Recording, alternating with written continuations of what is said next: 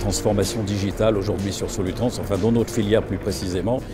Il va se passer, c'est ce que j'ai dit tout à l'heure, 50% de nos métiers vont disparaître dans les 10 ans qui viennent, avec des nouveaux métiers justement qui vont apparaître. Et ce que vous allez voir sur le salon, c'est tout ce qui est réalité virtuelle, réalité 3D, réalité augmentée, impression 3D. Ce sont toutes ces valeurs-là, toutes ces nouvelles technologies qui vont pénétrer nos entreprises dans les mois et les années qui viennent. Et regardez bien tous les équipementiers à Solutrans, tout le monde joue là-dessus aussi.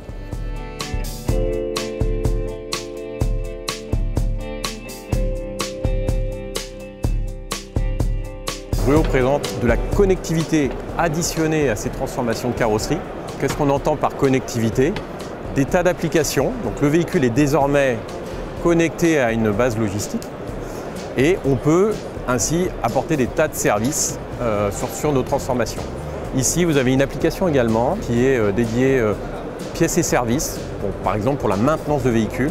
On imagine un technicien qui viendrait intervenir sur un véhicule un peu complexe, qui aurait une problématique technique assez pointue. Ce qu'il fait, c'est à travers des lunettes connectées, il interroge un expert de la base qui vient lui apporter le conseil pour intervenir. Il s'avère que c'est un salon qui a une unique capacité d'intégrer à la fois les constructeurs de camions mais les carrossiers. On le voit ici, on le voit sur notre stand, on a fait un énorme effort d'apporter des innovations en collaboration avec des carrossiers. C'est vraiment l'étymologie du nom Solutrans, des solutions pour le transport. Et en outre aussi, on se trouve aussi à un moment très clé dans le marché et la France joue un rôle pivot en Europe dans la transition énergétique. Donc le passage à autre chose que le diesel, puisqu'on n'a qu'une alternative au diesel mature aujourd'hui pour les 10 à 15 prochaines années, c'est le gaz. Les constructeurs aujourd'hui, bon, Iveco évidemment le leader et précurseur, mais aujourd'hui on est heureux d'avoir des concurrents qui nous suivent, et pas des moins prestigieux d'ailleurs. Donc aujourd'hui on a au moins 3 offres sur ce salon de camions LNG par exemple, donc c'est positif parce qu'il faut être plusieurs pour faire le marché, et puis l'infrastructure qui s'accélère.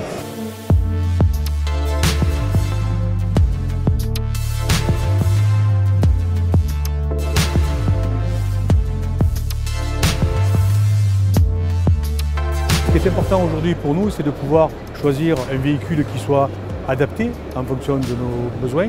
Redorer son blason avec une image, c'est bien, mais à la limite de pouvoir progresser et de choisir un carburant, puisqu'aujourd'hui c'est le 3e carburant qu'on choisit, puisqu'on a fait du B30, on a fait du gaz et aujourd'hui on fait de l'éthanol, pour voir vraiment à la limite quel sera le choix le plus à la fois économique, parce qu'il est certain qu'un véhicule gaz et un véhicule à éthanol, on n'est pas sur les mêmes valeurs d'échelle de prix. Donc déjà, mais par contre, on est sur la même valeur d'échelle sur le CO2. Donc c'est quand même intéressant. Aujourd'hui, on veut progresser et surtout maîtriser nos coûts. Donc aujourd'hui, il ne faut quand même pas aussi, c'est bien beau de dire à la limite écologique, on est à fond dedans, mais aussi il y a des parties économiques. Si vous faites le tour du salon aujourd'hui, quels que soient les stands, vous allez trouver de l'hydrogène, vous allez trouver du gaz, vous allez trouver de l'Euro 6 aussi, parce qu'on n'en parle pas suffisamment, mais aujourd'hui c'est peut-être l'Euro 6 qui a les meilleurs résultats. Il ne faut pas l'oublier, l'électricité, quand on parle du puits à la roue, on s'aperçoit que ça n'est pas évident du tout, qu'on peut se retrouver avec 20 ou 30% justement de pollution en plus. Quand on crée une batterie, par exemple, on ne sait pas aujourd'hui ce que l'on va faire de la batterie.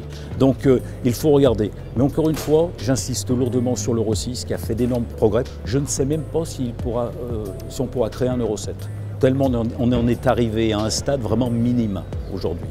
Donc c'est plus peut-être dans l'allègement des véhicules derrière qu'il faudra regarder. Parce que aussi ça c'est un point sensible.